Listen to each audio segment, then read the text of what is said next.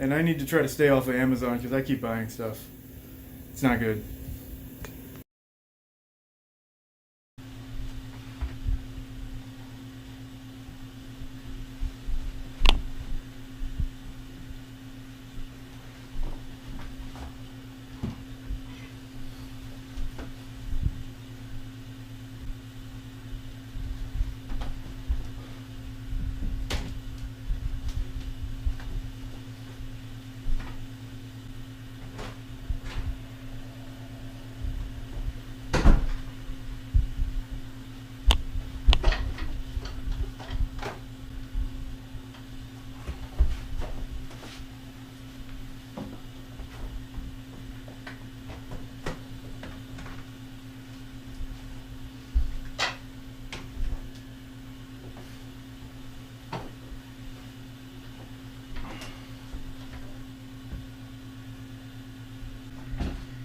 It's on there nice and solid.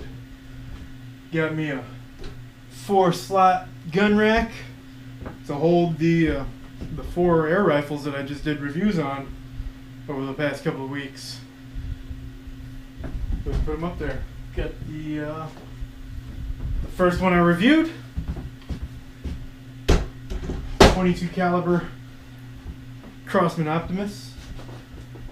Got the second one I reviewed, 22 caliber Benjamin Prowler, the 22 caliber Hatsan model B31, and its twin, the 22 caliber Hatsan B1,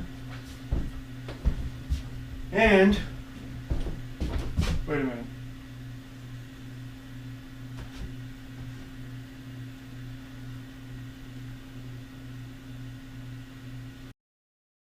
Don't forget to subscribe and ring the bell. You probably guessed it by now, but I got another air rifle. This one's a little bit different though. I've got one over there. It's a 177 caliber. All of those up there are 22 caliber. This one, however, is a 25 caliber. I stumbled across this on Amazon while looking for the Hatsan 30 caliber, which it was on there for around $300. But if you're going to spend that much on an air rifle, you might as well just get a real rifle. I mean, I paid less than $300 for my 243, and you know, I mean, $300 you can get a really good, decent real rifle. Now, I mean, unless you're a convicted felon that wants to go deer hunting, just get a real rifle. If you are a convicted felon that wants to go deer hunting, get you a big bore air rifle. You can have those. This one, on the other hand, I was looking for something a little bit cheaper because, I mean, like I just said, I mean, spend $300. I don't want to spend $300 on an air rifle. So my maximum price is $150, which even that's kind of high for an air rifle because you can still get real, actual rifles for that price. This is the Hatsan Striker. It's 25 caliber. It's probably the cheapest one I've seen that's bigger than 22 caliber. As far as air rifles go, it's $130. $130. The Crosman Optimus right there was $120. The Benjamin Prowler was $99. This is $130, and it's bigger than any of those. So if this thing shoots consistently and is accurate and is powerful, this is going to be the best deal on any air rifle out there. Alright, I gotta interrupt the video right there for a second. I had the video all completely edited, started to upload it on YouTube. I went to Amazon to get the link to it, and it turns out it was such a really good deal that it was actually too good to be true. Now, I paid $130 for this air rifle, but the seller made a typo in the listing, and it was supposed to be $230. So I got it for $100 cheaper than it was supposed to be. So if you go looking for it here, it's not going to be $130. $230, I mean, that's a little bit out of my price range, but that's still a decent, pretty good deal for a larger caliber air rifle. So I wanted to say that real quick before, you know, getting into the rest of the video. Hopefully you enjoyed the rest of the video, even with that little bit of a bad news downer there. Yeah, let's get back to it. I haven't sighted in the scope yet. I'm a little concerned it might be a little too powerful to shoot in my little range.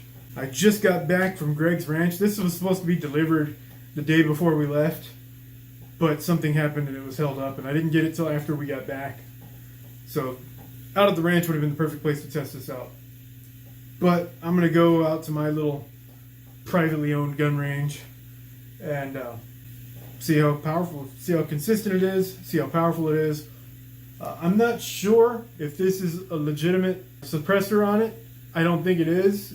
It could be, but I don't think it's a suppressor. I think it's just a muzzle brake, maybe a compensator, but air rifles don't need compensators. What do you need a compensator for? Compensators for recoil. These don't have recoil.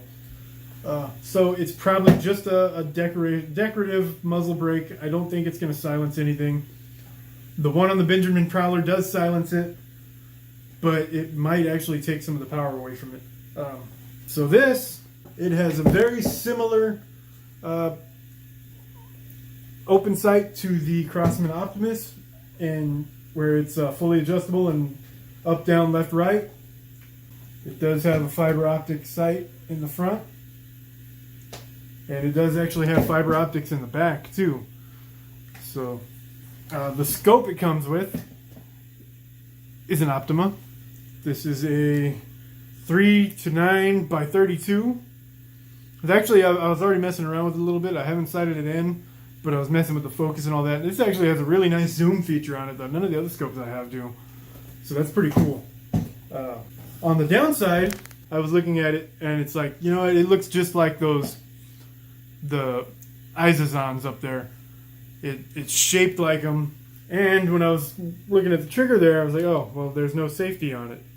So maybe it's just like a rebranded Izazon or something. I thought I got ripped off. Turns out it does actually have a safety on it after looking at the manual. It's an interesting safety, an interesting location. Some of their other models have better ones.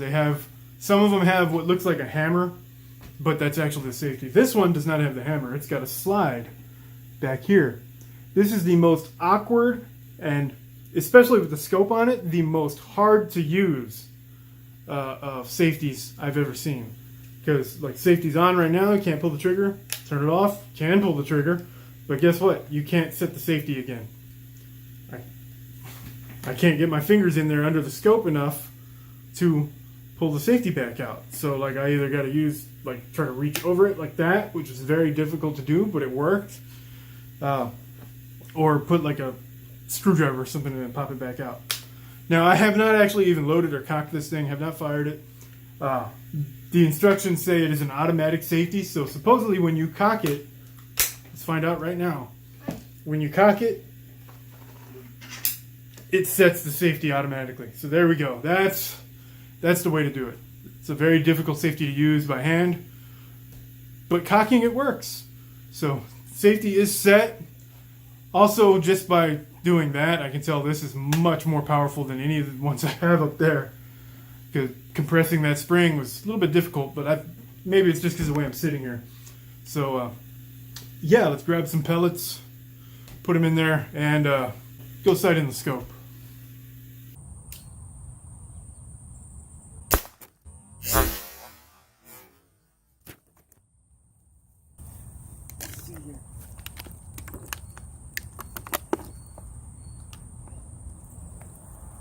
Straight through.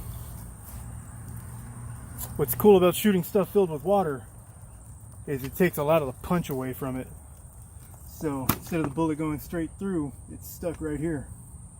But I keep saying bullet, I mean pellet. Pellet's stuck embedded in the wood right here. It's pretty nice. That's cool. Let's try something else. These like to explode nicely.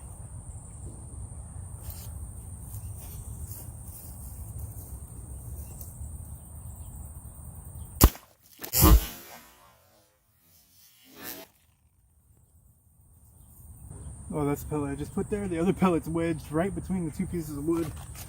Exploded nicely. It's always fun. Took me a little while to get it sighted in because it was so far off to begin with that I wasn't even hitting. Like, not only was I not hitting the target, I was not hitting the backdrop holding the target. So I had to move up from 30 yards to 10 yards, sight it in like that, and then move back and sight it in again. So once I got that done, it's pretty consistent, it's pretty accurate. And yeah, now I'm going to do a little bit of comparisons. Normally I would compare all my air rifles and stuff, but there's not a whole lot of comparison. I mean, the Crosman Optimus is a pretty good gun. It's kind of comparable, but I mean, my arm is sore from cocking this thing so many times. That's how much more powerful that spring is. Like, I was using that over the weekend, shooting at both of those, the Prowler and the Optimus, and didn't bother me. Didn't get tired, didn't hurt. This thing I shot it maybe 10, 15 times to get it sighted in, and my arm is sore. Like, I don't think I can pick anything up right now. So I'm not going to compare it to those. What I'm going to compare it to is this. That is the Hatsan Striker 25 caliber. This is a Thompson Center Compass 243 deer rifle. What's crazy here is, look at this, line up at the base of the stocks. The stock is not as long, but the overall size of this pellet gun is longer than my deer rifle. I've also got this. Now, you may be thinking, but Edmund, that's a fishing skill. What are you going to do with that? Well, real comparison here. This gun, my 243 Thompson Center, weighs almost 8.5 pounds, 8.42.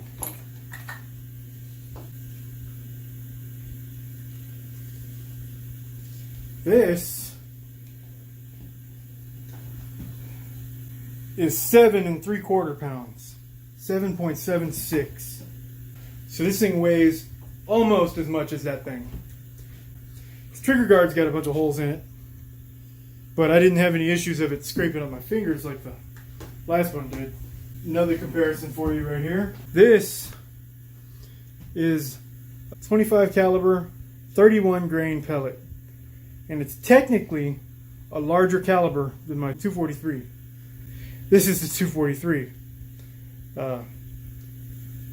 Yeah, that's 100 grains. This is 30 grains. Other than, you know, the shell in the back here, I'm not able to pull the bullet out, but they are pretty much the same diameter. This one, of course, is slightly bigger in diameter. Not that you guys can see that, but this one is 0.01 bigger. Let's go ahead and do some other comparisons. This is a 7.4 grain penetrating round, 177 caliber. This is a Gammo Red Fire, 177 caliber. This is a 22 caliber hollow point Crosman in 14 grains. This is a 22 caliber penetrating round. I don't know the grains on it. The package got torn. This is a 22 caliber Gammo hunting round. This is a 177 BB, and you can see that's what's in the end of the Gammo hunting round. This is the 25 hollow point. That is 28 grains. Doesn't look much bigger like that, but there you go. You can see the diameters of them all there. 28 grains. That's what I sighted in the scopes with. That's a 25 caliber superdome 31 grains. That's what I was just comparing to the 243. That is a 22 short.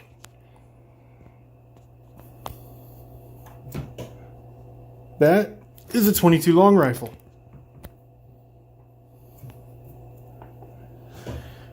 That is a 36 caliber muzzle loader round for a revolver.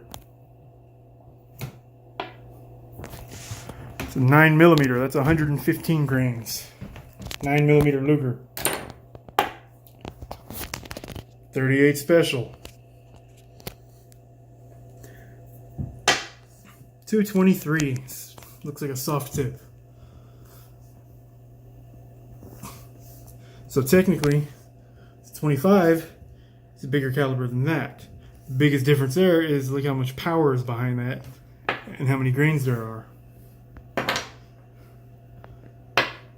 That's my 243 deer rifle round, 100 grain bullet. That's a 410 shotgun round. That's 20 gauge shotgun round. That's a 50 sharps buffalo round. And there's a 50 BMG. So there you go. That's a 177 all the way up to 50 BMG. No, I don't have a 50 BMG. Totally not. No reason to come looking for one. That might be the cheapest air rifle out there that's above 22 caliber. So that's pretty crazy. I paid $130 for it on Amazon.